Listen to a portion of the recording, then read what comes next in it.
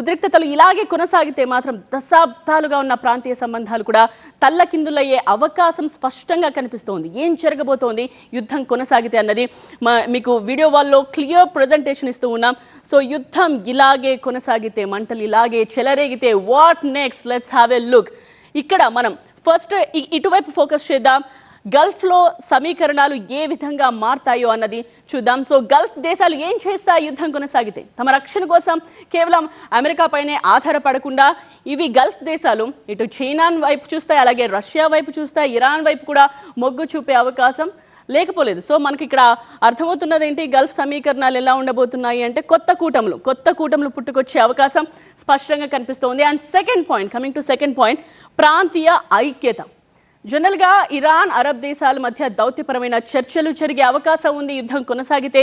So అవి ఏకమై ఏం చేయబోతున్నాయన్న ఒక ప్రశ్న కూడా ఇక్కడ తలెత్తుతూ ఉంది. సో ఇవి ఏకమైతే నిజంగానే ఒక యూనిటీకి వచ్చేసి ఒక చర్చించుకుని ఒక డెసిషన్కి వచ్చేస్తే ఏమైనా చేసే అవకాశం ఉంటుంది. సో వాళ్ళు ఒకటైన తర్వాత ఏం జరగచ్చు అన్న ఒక చర్చ కూడా ఆల్రెడీ స్టార్ట్ అయింది.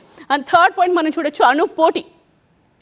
సో అమెరికాకు వ్యతిరేకంగా ఇవి ఏం చేస్తాయి అని అంటే అణుపోటీ కూడా ఇక్కడ కనిపిస్తోంది. సో ఎవరికి వాళ్ళు ఆయుధాలు తయారు చేసుకుంటారు, అలాగే అణుబాంబులు తయారు చేసుకునే అవకాశం ఉంది. ఇరాన్ అణు సామర్థ్యాన్ని సాధిస్తే కనుక ఇటు సౌదీ అరేబియా వంటి దేశాలు కూడా ఆయుధ పోటీలోకి దిగిపోయే అవకాశం ఇక్కడ మెండుగా కనిపిస్తోంది. సో గల్ఫ్లో సమీకరణాలు ఈ విధంగా ఉంటే, coming to America. So America ఏం చేయబోతోంది, అమెరికా మీద ఎఫెక్ట్ ఏ విధంగా ఉంటుంది అన్నది మనం ఇక్కడ ఒకసారి డీటెయిల్గా చూద్దాం.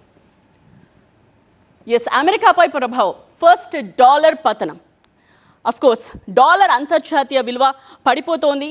సో డెఫినెట్గా డాలర్ మీద తీవ్ర ప్రభావం పడే అవకాశం కనిపిస్తుంది అన్నది స్పష్టమవుతోంది. కానీ ఎంత నష్టం జరిగినా మాకేం సంబంధం లేదు, యుద్ధం కొనసాగుతూనే ఉంటుంది అని ఏ దేశాలు కూడా తగ్గకుండా యుద్ధానికే మొగ్గు చూపుతున్న సిచ్యువేషన్ని మనం చూస్తూ ఉన్నాం. కానీ ఎన్ని రోజులు కొనసాగుతుంది యుద్ధం, ఎంత మేర నష్టం జరుగుతుంది అనేది మాత్రం అంచనా వేయలేకపోతున్నారు ఇప్పటికైతే. అండ్ సెకండ్ పాయింట్ మనం చూస్తూ ఉన్నాం, అమెరికాపై ప్రభావం పడేది ఆర్థిక సంక్షోభంలో. ఎస్, అమెరికాలో విపరీతమైన ద్రవ్యోల్బణం పెరిగే ఛాన్సెస్ ఎక్కువగా ఉన్నాయి. ఒకవేళ అలా పెరిగితే ప్రజల పరిస్థితి ఏంటి అన్నది కూడా ఆందోళనకరంగా మారింది. వాళ్ళు ఏం చేయబోతున్నారు, అక్కడ సిచ్యువేషన్స్ ఏ విధంగా మారబోతున్నాయి అన్నది తలుచుకుంటేనే కొంచెం భయంకరంగా ఉంది.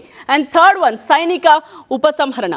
సో ఇక్కడ అమెరికాలో వేరే దేశాల సైనిక స్థావరాలు ఉంటాయి, లైక్ గల్ఫ్ దేశాల అమెరికా సైనిక స్థావరాలు ఖాళీ చేయమని కోరితే ఆ ప్రాంతంలో అమెరికా పట్టు పూర్తిగా కోల్పోతుంది. సో ఇక్కడ ఉండే గల్ఫ్ దేశాల సైనిక స్థావరాలన్నీ కూడా ఖాళీ అయిపోతాయి, అక్కడ ఎంటీ అయిపోతుంది. సో అమెరికా సైన్యం తగ్గిపోయినట్టే అక్కడ. సో అమెరికా అక్కడ ఆ ఏరియాలో పట్టుకోల్పోయే అవకాశం ఉంటుంది. సో మిడిల్ ఈస్ట్ పై అమెరికా పూర్తిగా పట్టుకోల్పోయే ఛాన్స్ కనిపిస్తుంది.